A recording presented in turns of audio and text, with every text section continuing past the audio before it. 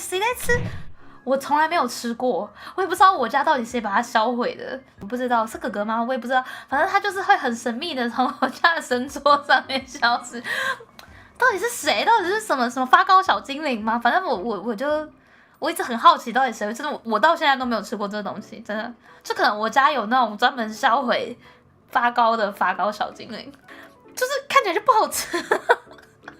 我之前有问过我妈，我说这个真的不能用其他东西代替吗？不能用什么快乐瑞士卷啊、生乳卷代替吗？这样我就可以自告奋勇的当那个发糕小精灵啊。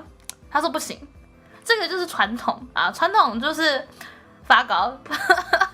有没有来人啊？哪一个生乳卷厂商可以出一个叫发糕的生乳卷？拜托拜托，这生不转路转嘛，对不对？不是，我不是对我家的发糕有意见，不是对全世界的发糕都有意见。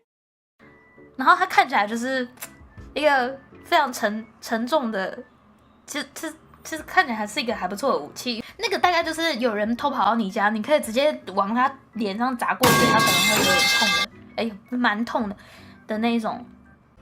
这个就是你随时准备好你的防身武器的时候，大家都在什么辣椒喷雾啊，然后防狼喷雾啊，然后或者是瑞士刀好像有点危险，但是就是防身用的嘛。美工刀没有，你就带发糕，发糕绝对是一个非常值得使用的一个防身武器。而且它看起来没有什么杀伤力，但其实它蛮重的。钱是发糕破坏立场，还是柴的饼干破坏？当然是发糕啊！拜托，我的饼干好歹也是一个小型的武器吧。